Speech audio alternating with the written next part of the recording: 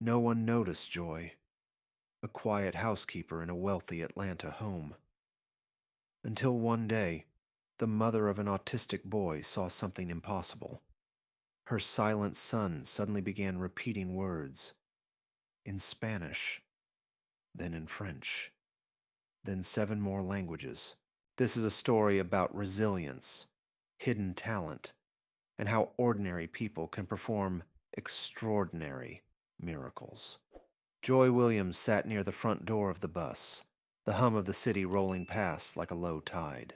The rubber soles of her shoes tapped quietly on the floor as the bus lurched forward. Outside, the world blurred. Tall glass buildings, morning joggers with steaming coffee cups, a stray dog sniffing at a cracked sidewalk, the stale scent of bus seats mixed with a faint hint of rain on asphalt. At 32, she was used to being invisible. Black woman, janitor, quiet. A shadow in the back of a rich woman's mansion in Buckhead. The bus filled with chatter and laughter, but no one glanced her way. The noise buzzed around her like static. She wrapped her worn coat tighter, hiding the tiredness beneath a calm exterior. Her breath made small clouds on the window. Almost there, she told herself, fingers gripping the strap above her head.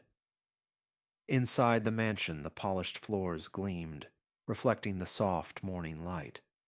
The walls smelled faintly of lemon cleaner and expensive wood polish. Joy moved quietly through the halls, dustcloth in hand, careful not to disturb the silence. Her employer, Claire Anderson, a sharp-faced woman who ran a successful IT company, barely looked up from her phone. Joy didn't mind. She'd long ago stopped expecting acknowledgement. She wiped a smudge from the marble countertop, her hands steady despite the ache in her back. Joy's world was small but full of layers. She lived in a cramped one-bedroom apartment where the walls seemed to close in after a long day. She paid $900 a month rent, barely enough. Her 2 jobs stretched her thin, but her mind was elsewhere. On the counter sat her empty lunchbox, meticulously cleaned and ready for the next day. It was her small act of pride. Nothing wasted, nothing forgotten. The boy was different. Toby, Claire's 6-year-old son, didn't speak. Not a word. The doctors said autism made him unreachable. He had a caretaker, but the woman barely noticed him. Her eyes often glazed, her attention elsewhere. Joy watched Toby from across the room, humming softly under her breath. Songs in Spanish, French, Italian. Languages she had learned before life pulled her away from college, from her dreams of being a linguist and teacher. The sound of her voice was gentle, a thread weaving through the quiet. One afternoon, Toby's small hand reached for hers. He looked up with wide eyes and whispered, "Luna." The word floated between them. Joy froze. That was the first time he spoke a word aloud. Not in English, but Spanish. Her heart pounded, a mixture of hope and fear. "Don't scare him," she told herself, voice barely above a whisper. Days passed. Joy switched languages, softly, carefully. French this time, then Italian. Toby didn't speak, but he started writing, finger tracing shapes on the glass window. Letters, words, flags. Joy's breath caught. She was afraid someone would notice, would take Toby away. Or worse, fire her. The risk felt heavy on her chest. Then came the day Claire returned unexpectedly. Her heels clicked sharply on the marble floor. She stopped in the doorway, staring. Toby was speaking German now, his small voice steady, clear. "Was machst du?" he asked. "What are you doing?" Claire's eyes widened, her posture stiffened. "What are you doing with my son?" she demanded, voice tight. Joy's hands trembled slightly. I'm just talking with him, she said softly. Silence stretched between them, thick and fragile. Claire's eyes filled with tears she didn't wipe away. Joy could barely breathe. She feared losing everything. Later, Claire asked her to stay. Who are you, really? She said, voice low and cautious. Joy swallowed. Just a housekeeper, she replied, eyes downcast. Claire's world shifted as she learned about the 9 languages Joy spoke. The doctors called it impossible. Joy kept her past locked away. A college library card, old papers stuffed in a box. Claire found the diploma, the awards. Who would have guessed? She murmured, half to herself. Claire offered Joy a chance to work as Toby's assistant, quietly, unofficially. Rules stood in the way. Joy had no license. But Claire found a loophole, calling her a tutor, a consultant. Not everyone accepted it.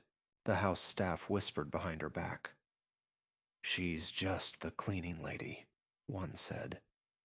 Still, Joy began lessons with Toby. Words, pictures, flags. The boy's face lit up, and for the first time, Claire saw hope.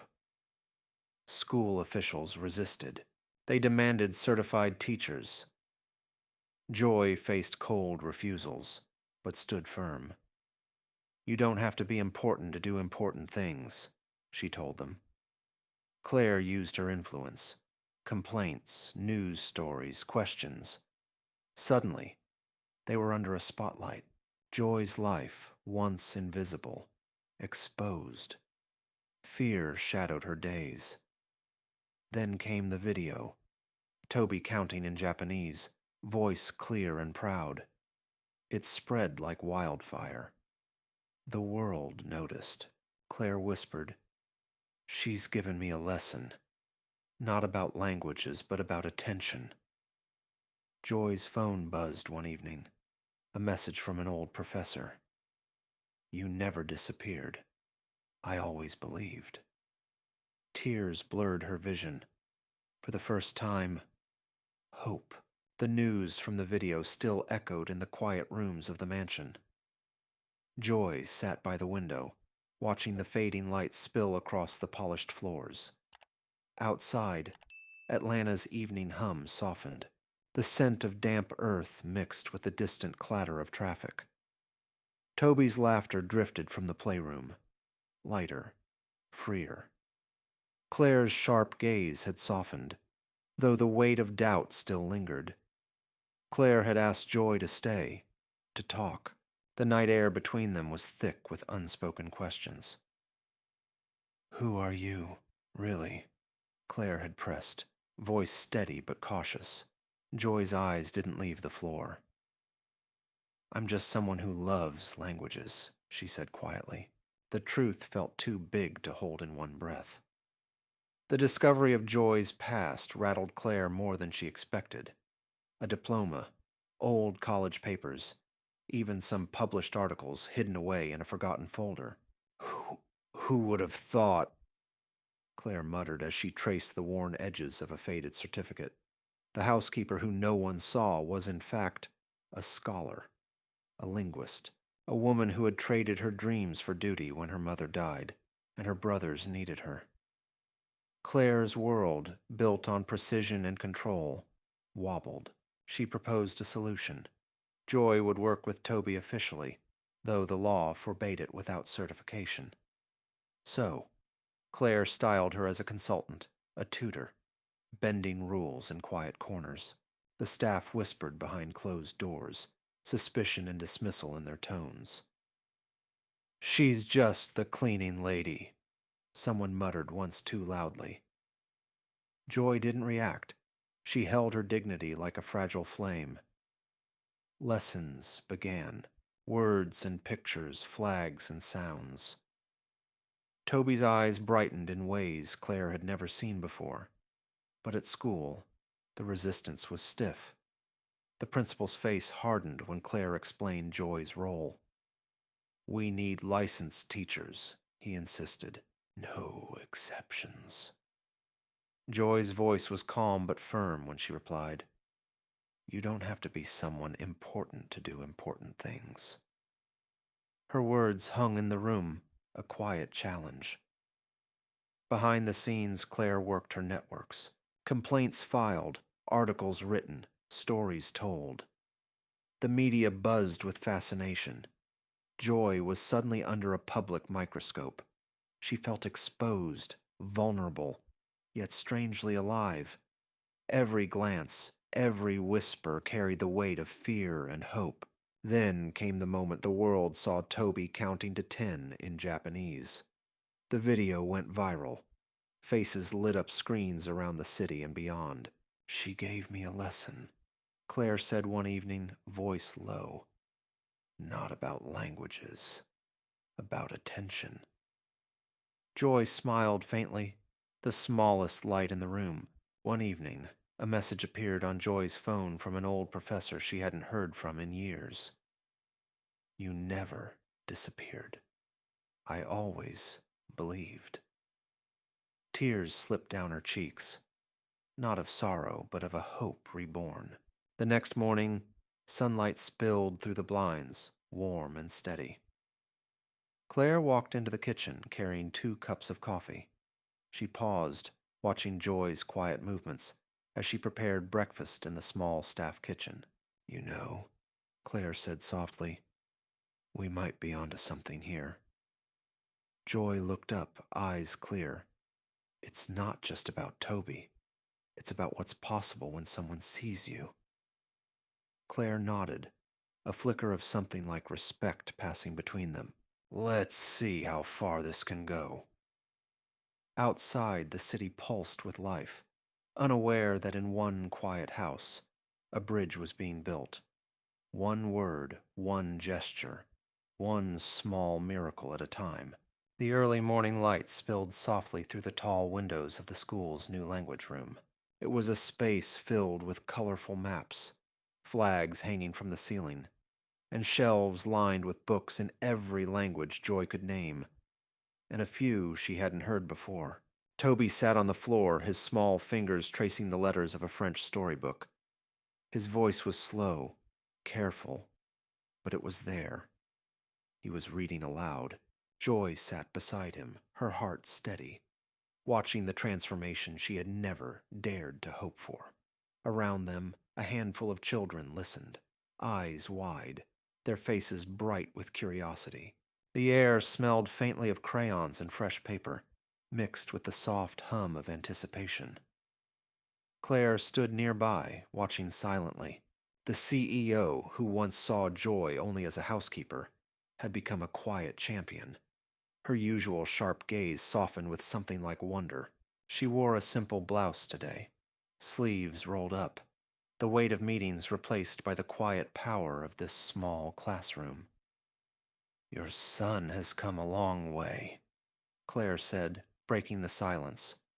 Her voice was low, almost hesitant. Joy glanced up, a small smile playing on her lips.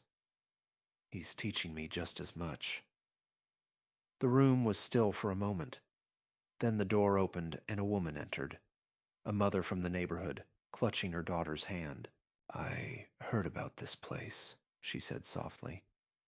"My little girl started listening to French stories at home because of Toby." Joy's eyes flicked to Claire, who nodded. It was more than just a lesson in language. It was a ripple, spreading quietly through the community. Later, in a small ceremony bathed in afternoon light, a foundation was announced in honor of Joy's mother. Scholarships for young women from struggling neighborhoods, encouraging them to study languages and teaching. Claire stood beside Joy, the 2 women united by something neither had expected. Joy held the framed library card she had kept all these years, now a symbol not of what was lost, but of what could be found. She smiled softly. The past had not vanished. It had only been waiting. "I'm not going to be the director," Joy said one afternoon. sitting with a group of children. I want to stay here, with them. Claire watched, quiet and proud. Outside, the school's halls buzzed with a new energy, and a sign by the door read simply, Mentor. One day, as Joy walked down the corridor, people stopped to greet her. The old security guard smiled warmly. You used to just take out the trash, he said with a chuckle. Joy laughed, the sound light and sure. Now I build bridges. Behind her, the future stretched wide and bright, a place where no one was invisible.